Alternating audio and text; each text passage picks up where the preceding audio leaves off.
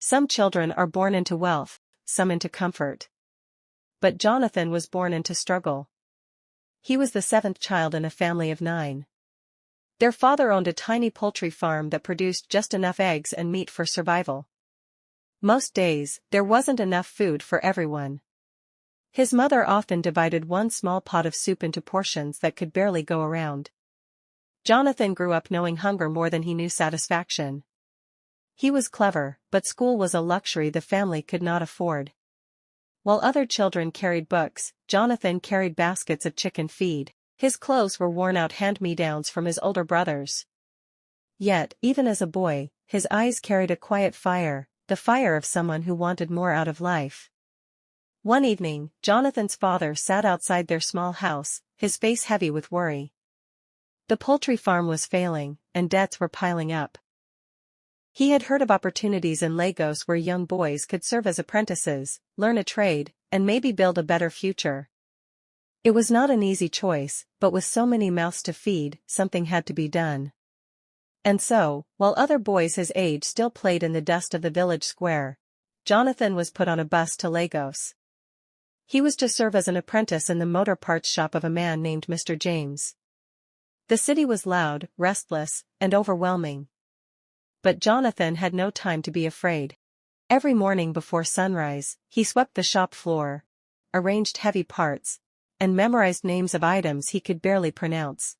He worked faster, stayed longer, and spoke less than the other apprentices. Soon, Mr. James noticed him. "Jonathan," his master would often say, "you are different. You don't grumble, you don't cheat time. You remind me of myself when I was younger." For 6 years, Jonathan gave his heart to that shop. He polished his shoes even when they were falling apart, because he believed dignity mattered. He skipped meals just to save money for soap and small notebooks where he scribbled business ideas. His dream was simple: complete his 7 years of apprenticeship, gain his freedom, and finally run a shop of his own. But just when the future seemed within reach, tragedy struck. One terrible night, a fire swept through the row of shops in the market. Jonathan ran with buckets of water, but the flames swallowed everything. He stood in the smoke, coughing, watching years of labor turn into ashes. The next morning, the shop was gone. Mr. James was ruined. A once proud man, he could not bear the shame of losing everything he had built. A week later, Jonathan found him lifeless in his bedroom. He had died of a heart attack. The news spread like wildfire. Apprentices whispered, traders shook their heads, and Jonathan stood in silence. At the burial, he stared at the fresh grave, his heart sinking. He had given 6 years of his life, and now the man who promised him a future was gone. The dream of freedom was gone. As others walked away from the graveside, Jonathan remained standing. His lips trembled as he whispered into the dry wind, "Maybe I was born with bad luck." But in that moment, something inside him hardened. He knew he had no shop, no master, and no plan. All he had were his 2 hands, a hungry stomach, and the restless city of Lagos waiting for him. The streets would not pity him, the world would not wait for him. Jonathan took one long look at the grave, then turned away with tears burning in his eyes. He had no idea where he was going, but he knew one thing: he could not go back home. That night, as the city lights flickered in the distance and his stomach growled with emptiness, Jonathan stepped into the unknown. He didn't know it yet, but this was the beginning of the fire that would either break him forever, or forge him into something greater than he ever imagined. For Jonathan, Lagos became both a battlefield and a teacher.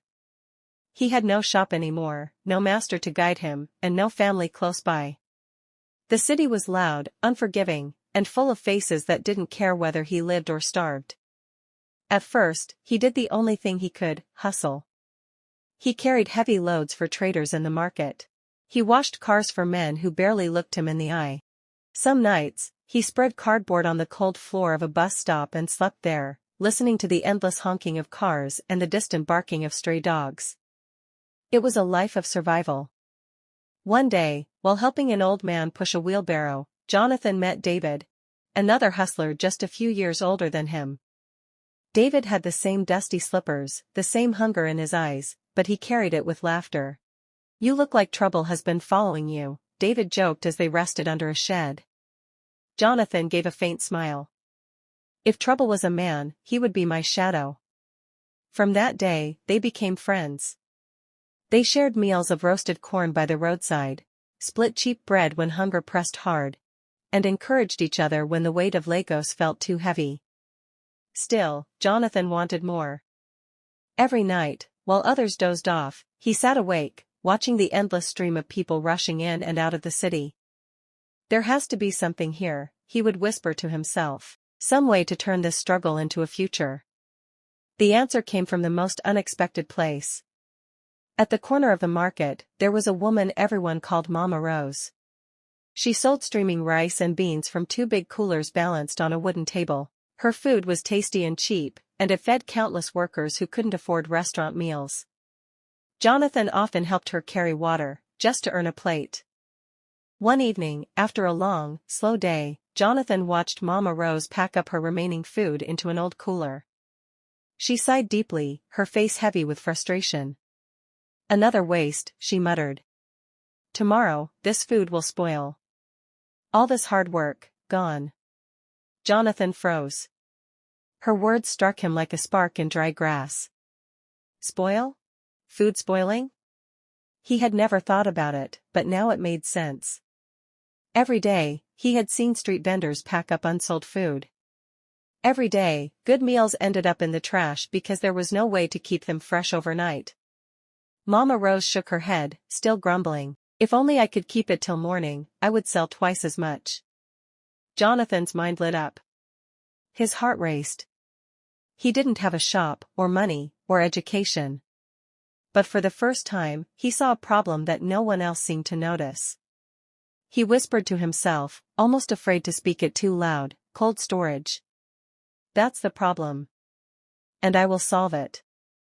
That night, as Jonathan lay awake on his thin cardboard mat, the noise of the city faded. All he could hear was the sound of that thought echoing in his head. For the first time in a long while, he didn't feel unlucky. He felt hungry, but this time, it wasn't just for food. He was hungry for an idea.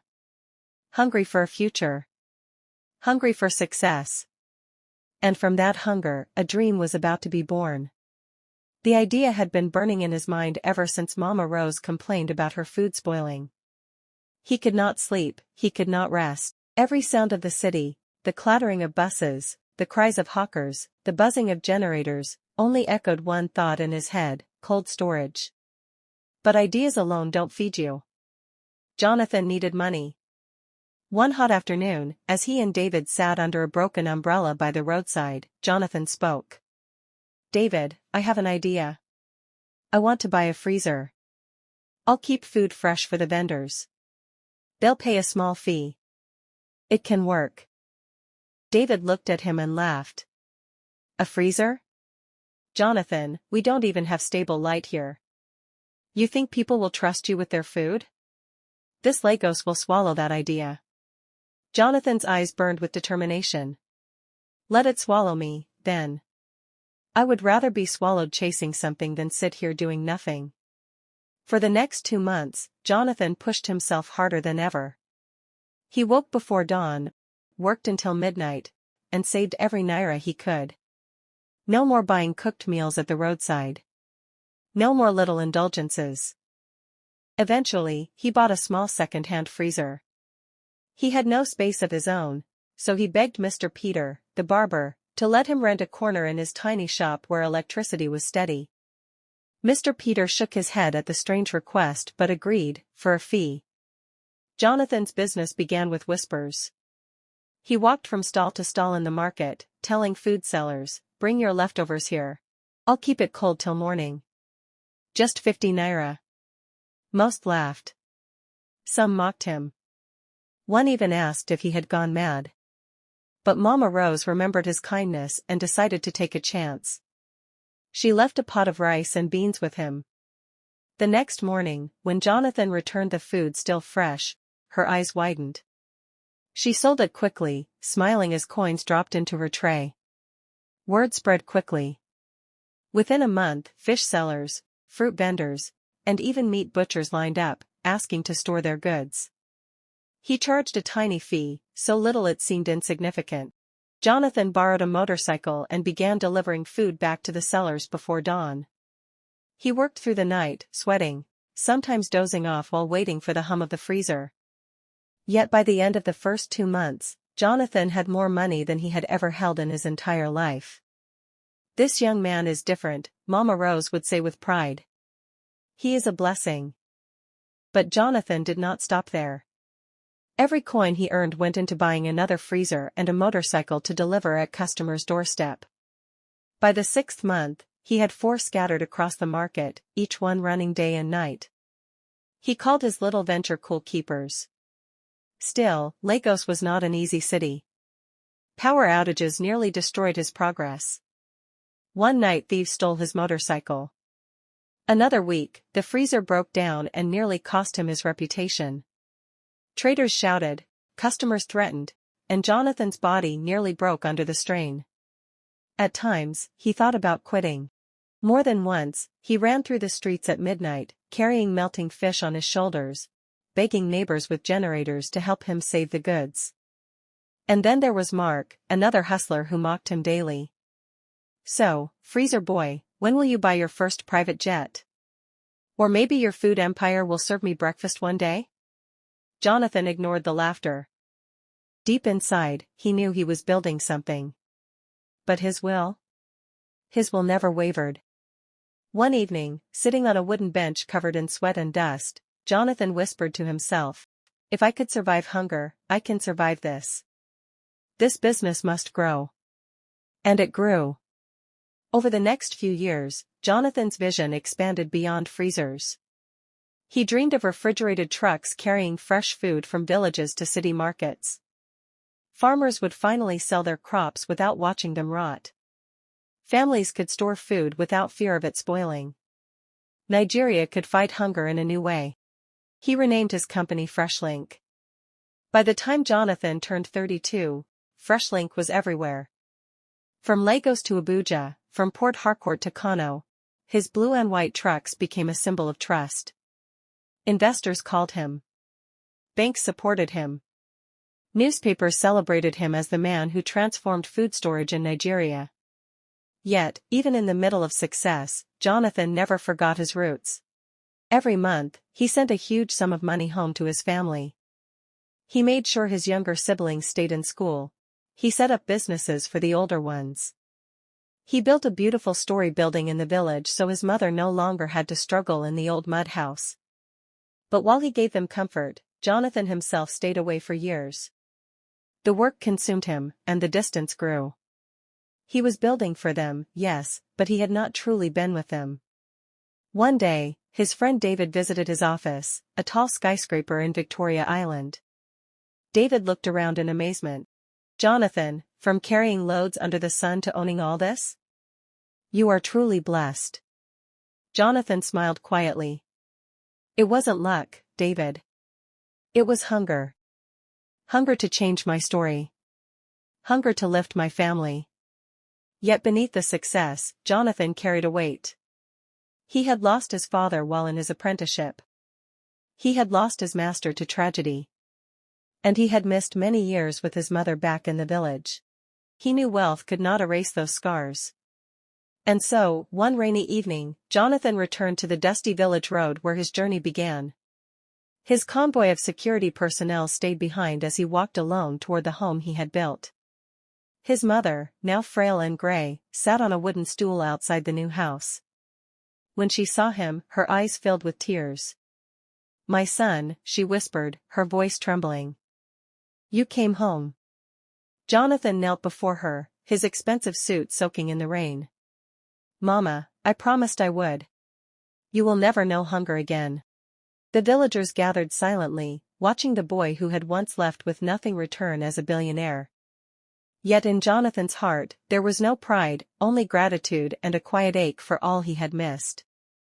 That night, as the wind howled through the trees and the smell of rain filled the air, Jonathan sat with his mother under the glow of the living room's lighting. The world saw a billionaire. But she saw the same boy who once carried baskets of tomatoes in the market. And deep within him, Jonathan knew, success was not the skyscrapers or the headlines. Success was keeping his promise, to himself, to his family, to his people. He had risen from nothing, and in his rise, he had become more than a man. He had become a story that would never die. Thank you for staying till the end. Please like, share and subscribe to this channel for more stories like this.